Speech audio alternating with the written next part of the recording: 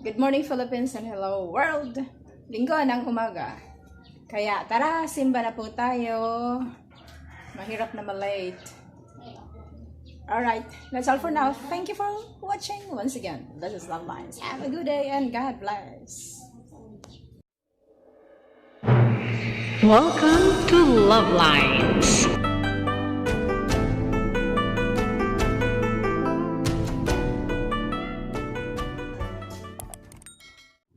Tara, simba na tayo. Ingat po lagi. Have a good day. God bless. Happy Sunday, everyone.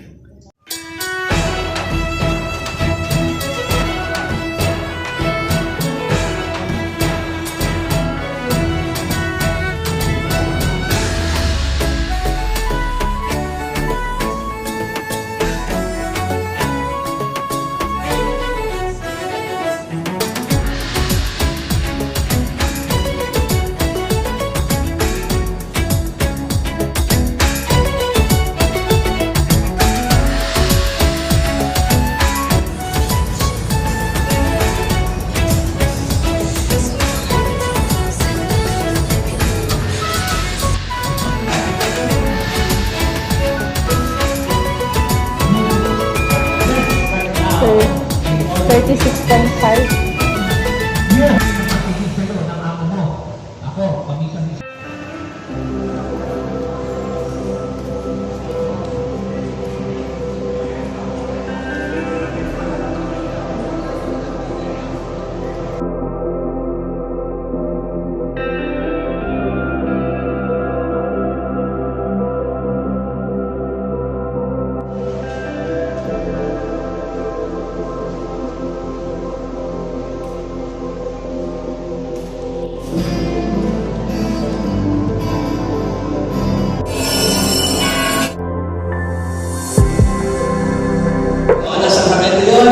Eucharistia.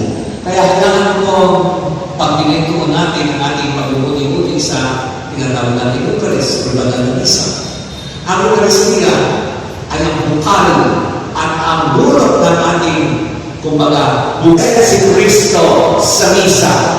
Kaya hayaan ninyo bigyan natin ng pansin yung salita Rese. Tulitin mo yung salita nyo, Rese. Magbibigay ko tayo tatlong kahulugan ang present. Una, when we say present, ibig sabihin ay ngayon. Present. When we celebrate the Eucharist, we make present. Pinapasakayon natin ang sakripisyo ni Jesus sa krus. The Eucharist does more than just remembering Jesus and His Word. It makes it possible for us to take part, na tayong makiisa and share in the saving work of His salvation. Yung Paschal mystery niya. Ang sakripisyo ni Jesus noong nakaraan ay muling nagaganap ngayon sa hindi madugong pamamaraan sa banal na Misa. So, present. That is the first thing. Besides being present, si Kristo sa tinapay ng alak, present din siya sa salita ng Diyos na pinahanap kanina. Sana nakinig kayo. Dahil ang salita niya ay buhay at patuloy ko mabubuhay sa buhay ninyo kung kayo nakikinig. Kaya present din si Kristo saan? Sa namumuno ng Eucharistia. Sino? Aming mga pare. The priest is the celebrant of the Mass. Kaya na, paminsan-minsan, kaming mga pare, we become natin present, hindi ang celebrant. Bakit? Kasi paminsan-minsan, ang galing namin manghele para mapatulog ang mga nagsisimba.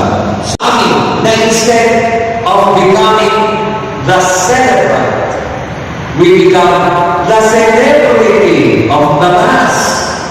Dinatayo si Father. Bakit? Bukod sa magaling mag-holy, macho na, pogi pa. Hindi si Father. We must be aware, kami mga pare, that we can represent or misrepresent Christ by the way we celebrate the Mass. Pero hindi lang po kami mga pare sambayanan. You should cooperate and participate to make the Mass a joyful, prayerful, and meaningful celebration. Eh, pamisa-misa naman po, madalas kayong distracted sa misa. Sa aming mga pari, kayo din po, present si Kristo sa sambayanan. Amen? And finally, yung salita present, it also means gift, present, regalo, handog, biyaya. Ang misa, ang napakalaman, napakahalaga, at napakalalim na biyaya, regalo, handog, present ng Diyos sa atin. At pagkaroon natin yan ng handog o present, ano dapat gawin? Huwag nyo iwan, iwin nyo, dalhin nyo. Ano yung sabihin nito? Kayo binigyan dito para pag-uwi nyo, maging biyaya kayo. Anong ginagawa dito sa banal na hostia? Di ba? Sa English, He took, He blessed, He broke, He gave. Yun ang ginagawa. Pagdating niyo sa bahay, maging tinapay kayo ng buhay. Maging handa kayo kunin ng Diyos at gawin siyang sentro sa buhay niyo. Hayaan nyo na kahit paano, kayo ay pagpalain niya. At pagka napagpalain kayo, eto na, ang hati-hatiin. Maging halimbawa kayo ng sakripisyo. Bakit kayo nagsasakripisyo? Dahil dito sa misa, minahal kayo, mabuhay yung pagmamahal kayo. Maging handa kayo ng sakripisyo at ibigay sa iba. Meron na pong lupa. Alam mo, halaman, nalulutang mo. Sabi ng halaman, bakit ka nalulutang? Kasi nainit ako sa iyo. Bakit ka nainit? Eh kasi, ikaw, may buhay. Ako nandito lang, tinatapak-tapakan. Sabi ng halaman, gusto mo maging katulad ko? Sabi ko, siyempre naman. Ang sabi ng halaman, sige, hayaan mo, kainin ko ang sustansya ko. Kainin kita, at ikay magiging bahagi ng pagkakataman ko. Kol ka ba? Ang sabi ng lupa, kol. Kaya sinisip yung sustansya nitong halaman at naging bahagi yung lupa ng pagkahalaman. Minsan, nalulungan naman, may lumaan na baka. Hindi ko rin alam na tayo bibigyan sila. Nag-usap din sila. Nagsabi ng halaman, Papa, nainit ako sa iyo. Sabi ng baka, bakit ka nainit sa akin? Eh kasi ako nandito lang. Pamisa-misa, pinibisita ako, binibigyan. Pero ikaw, palagi kang nakikita, inaalagaan ng ating amo. Dahil kayo, nakaalala pa, at ako ay steady lang dito. At sabi ng baka, gusto mo maging katulad ko? Siyempre naman, ang sabi ng halaman. Kung gusto mo maging katulad ko, sabi ng baka, kailangan mo kainin kita, at pag kinain kita, magiging kabahagi na ng pagkabaha ko. Kung ba ba? Ang sabi ng halaman, kung ako, kinain mo ang halaman, at naging bahagi ng halaman ng pagkabaha. Minsan ang baka, nandiyan lang sa tabi, may dumaan na tao. Ang sabi, ewan ko lang kung saan din sila, may tao na kaintindi. At ang sabi ng baka, ako, naingit ako sa iyo. E ba't naingit sa akin? Ang sabi ng tao. Eh kasi, ikaw ang pinakarunong na nilikha ng Diyos, may sarili kang pag-iisip, at ikay manaya, kapag may desisyon. At ang sabi ng tao, gusto mong maging katulad ko? Ang sabi ng baka, oo naman. Sige, hayaan mo kainin kita, at pag kinain kita, magiging bahagi ka ng pagkatao ko. Kung naman, ang sabi ng baka, kung gawin, bunalo ang ulan ng tao. Minsan, yung tao na tumaan si Kristo. At sabi ng tao, Panginoon, nalulungkot ako. Bakit ka nalulungkot? Ang sabi ng Panginoon. Eh kasi, gusto ko naging katulad mo eh. Ikaw kasi, ibang level ka. Diyos ka eh. Diyos ka na. Hindi ka nagkakasala. Ikaw ay malinis na malinis. Ikaw ay makapangyarihan. Ikaw ay kasama lumikha sa lahat ng bagay. Wala na talaga. Ibang level ka na. At ang sabi ni Kristo, gusto mo maging katulad ko? At ang sabi ng tao, bakit kakainin mo ko? Ang sabi ni Kristo, hindi. Ako ang kainin. At pag ako ang kinain, ikaw at ako ay magiging isa. At ikaw ay magiging pamahagi ng pagkakadiyos. Sa ating pagtanggap sa mga ng katawan ng Panginoon, pakunin natin, isapuhin natin, let our life be Eucharistic. Let our life be a life of love. Why? Because the Eucharist is a sacrament of love. Purihin namin ang Panginoon.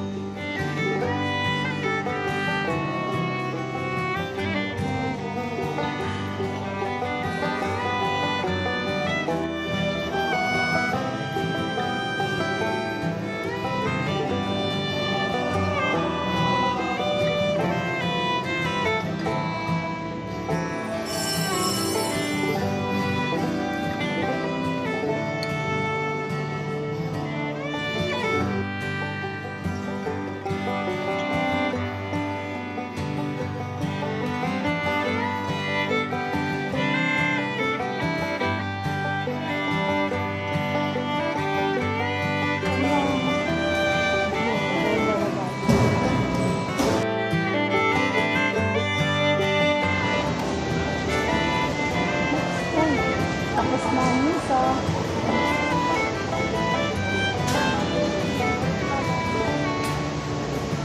Saan ka pupunta dito?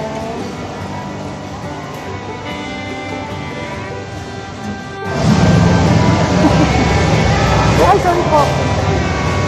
Tapos na ang misa, kaya mayo tayo. Hello po. Hello, shout out. Hello. Yan, mga balik simbahan na kami. Balik simbahan. Congratulations, praise God. Hallelujah. Yan. Tapos na po yung misa na pang-alas 10. Susunod na ay ang binyagan. Kami medyo bagay, limitado yung mga attend ng binyag. Konti lang ang hindi tayo. Ngayon po, tapos na yung misa, binyagan na, ano na yung table. Yun na naman po. Bago si Father, first time. Father! Morning po. Tara, kayo na naman. Sige, pakuha na naman tayo. Wala niya mga kami. Video po. Video pala. Wala ka, Father. Hello. Shout out, first time ko makilala si Father. Hi. Bumalik kay Father, please. Yes. Pardon mo lang. Sige. First time again. First time again, nakakonsider kami. Hello, Saint. Hi, hello, Philippines. Hi, Philippines. Oy, ay, maingay, may nagkaano sa likod. Ay, sorry. Yan. Mga, ano to, mga, sina mama, sina, mama, sina tita, sina sister. Mga ano sila, ano to, isa nila ba, mga assurance. Assurance.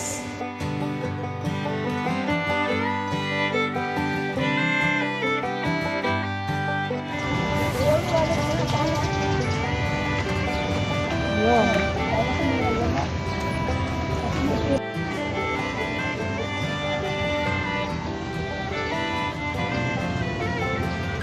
Lantita na rin dito sa simbahan.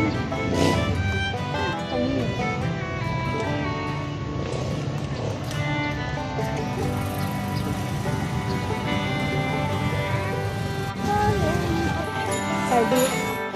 Garlic butter. So that's all for now. Thank you so much for watching. Once again, this is Love Lines. Have a good day and God bless.